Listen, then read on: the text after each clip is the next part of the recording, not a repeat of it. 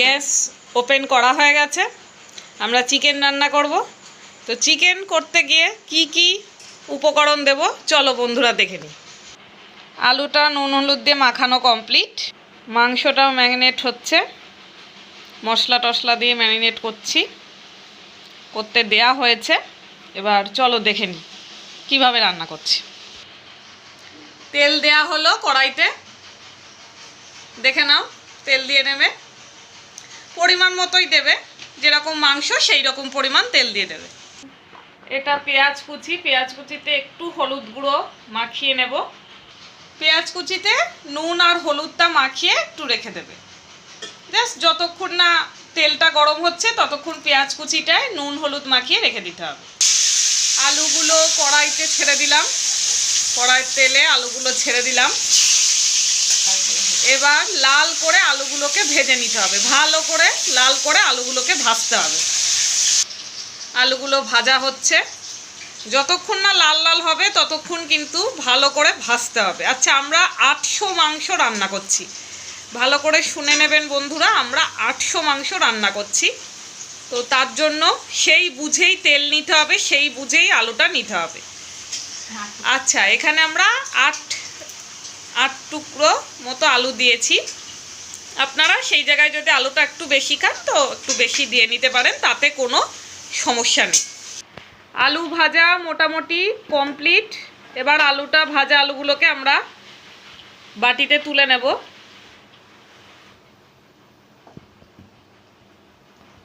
দেখে নিন, একটু লাল লাল করে ভাজবেন। জিরে ফোড়ন দিয়ে দিলাম, তারপরে তেজপাতা যাবে, শুকনো লঙ্কা যাবে। ফোড়নটা কমপ্লিট। এবার ফোড়নের মধ্যে আমরা পেঁয়াজ কুচিটা দিয়ে দেবো। পেঁয়াজ কুচিটা দিয়ে দিচ্ছি। এবার পেঁয়াজ কুচিটাকে আমরা ভালো করে ভেজে নেব। এটা একটু লাল লাল করে ভাজতে হবে, একটু লাল লাল করেই ভাজতে হবে পেঁয়াজটাকেও। ফোড়ন দেওয়া তেলের মধ্যেই লাল লাল করে আমরা পেঁয়াজ কুচিটা ভেজে নেব।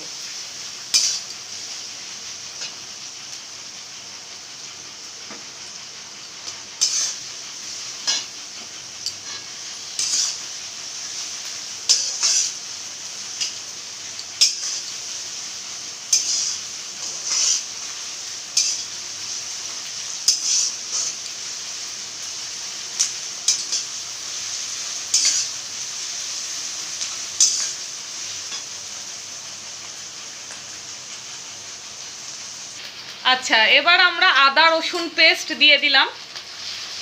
আদা রসুন পেস্ট দিয়ে আবার পেঁয়াজ কুচিটার সাথে আবার একটু নাড়াচাড়া করব।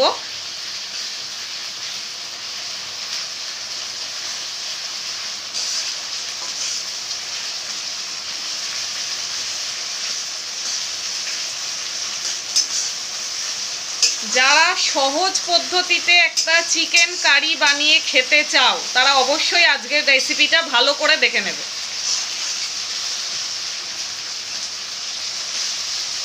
ভালো করে একটু ভাজতে হবে।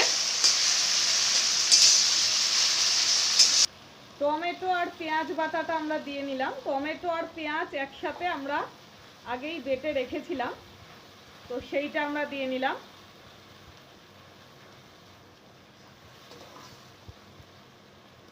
এবার আবার সেগুলো একসাথে মিক্সড করে নাড়াচাড়া করছি, কষিয়ে নিচ্ছি ভালো করে। আমরা মশলাটাকে ভালো করে কিছুক্ষণ কষিয়ে নেব।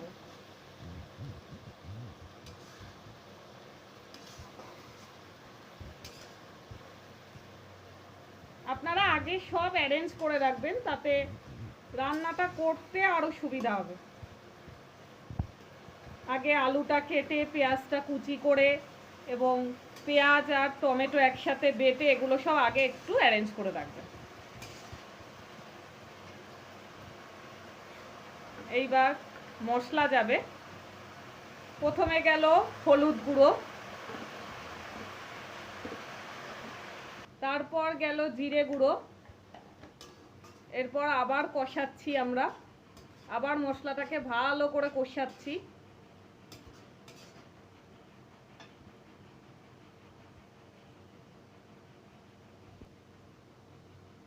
এরপর যাচ্ছে হচ্ছে কাশ্মীরি লঙ্কার গুঁড়ো।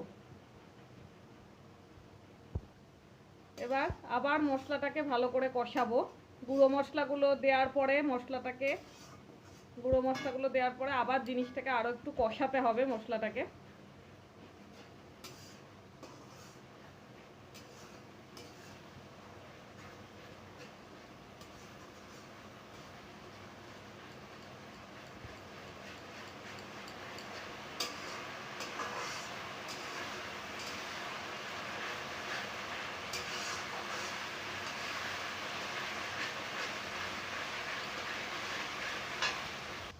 মশলাটার থেকে যখন তেলটা বেরোবে, তেলটা যখন ছাড়ছে, তো এখন আমরা ভাজা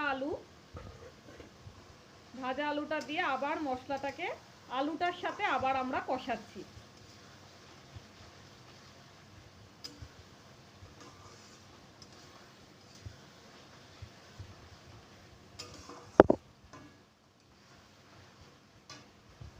আমরা একটু চিনি দিয়ে নিচ্ছি, চিনিটা অপশনাল।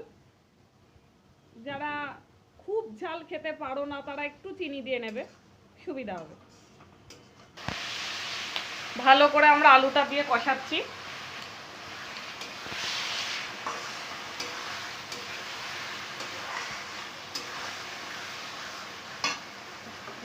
ম্যারিনেট করা মাংসটা দিয়ে দিলাম আমরা।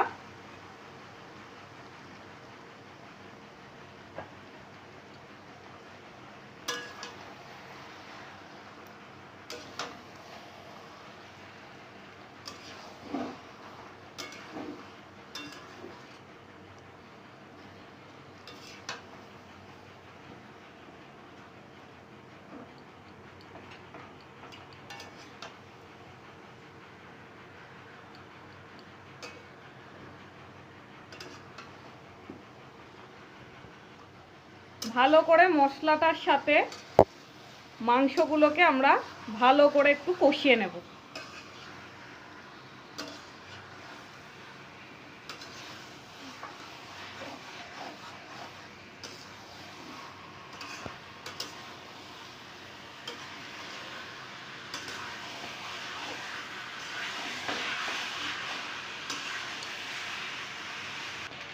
চিকেন কারি মশলা একটু দিয়ে নিচ্ছি, পরিমাণ মতন দিয়ে নেবেন। মশলাগুলো কিন্তু পরিমাণ বুঝে, অর্থাৎ মাংসের পরিমাণটা বুঝে কিন্তু মশলাগুলো দেবেন। এবার গরম মশলা দিচ্ছি, দিয়ে নিলাম গরম মশলা। এবার আবার নাড়াচাড়া করব। এই মশলাগুলোকে আবার পুরো মাংসটাতে ভালো করে মাখিয়ে নেব।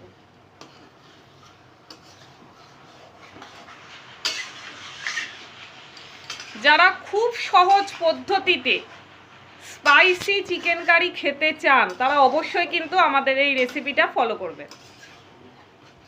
যেহেতু খুব কম সময়ে এই চিকেন কারিটা আমরা করব, তাই এটাকে এবার আমরা কুকারে দিয়ে নেব। আমরা কুকারে পুরো মাংসটাকে নিয়ে নিয়েছি। কুকারে আমরা এই কারণেই সিটিটা দিয়ে নেব যাতে বয়স্ক মানুষদের এবং বাচ্চাদেরও যাতে খেতে প্রবলেম না হয়, সেদ্ধটা যাতে খুব ভালোভাবে হয়ে যায় কুকারে, ওই জন্য আমরা কুকারে 6টা সিটি দিয়ে নেব। তো চলো বন্ধুরা, তারপর আবার দেখাবো সিটি দেওয়ার পরে কি রেজাল্ট হলো। চলো, কড়াইতে আমরা একটা ঝোল বানিয়ে নেব। এই ঝোলটা মাংসটার সাথে আমরা অ্যাড করব। তো কিভাবে ঝোলটা বানাচ্ছি একটু দেখে নাও। জল দিলাম, একটু নুন দিলাম এবং একটু হলুদ দিয়ে নেব, তার সাথে একটু জিরের গুঁড়ো। এই ঝোলটা যেই একটু ফুটে ফুটে আসবে, এই ঝোলটা ওই মাংসের সাথে, অর্থাৎ কুকারের মাংসের সাথে আমরা অ্যাড করে দেবো। বেশ ফুটে এসেছে ঝোলটা, এবার আমরা ঝোলটা অ্যাড করে নেব। ঝোলটা অ্যাড করে দিলাম। এবার আমরা 6টা সিটি দিয়ে নেব।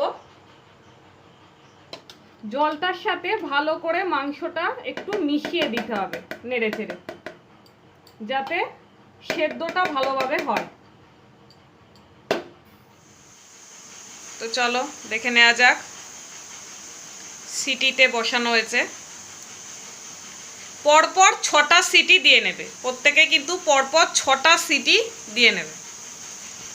মাংসের পিসগুলো বড় বড় সাইজ, ওই কারণেই কিন্তু আমরা 6টা সিটি দিয়ে নিচ্ছি। পিস অনুযায়ী তোমরা সিটি কমও করতে পারো, অসুবিধা নেই।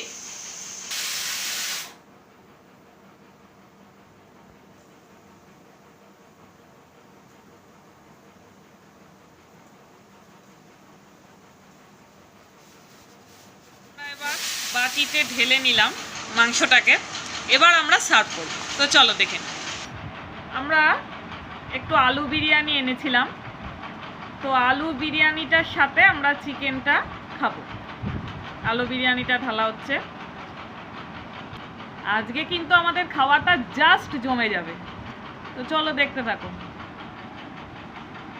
এবার আমরা চিকেন দিয়ে আলু বিরিয়ানিটা খাবো।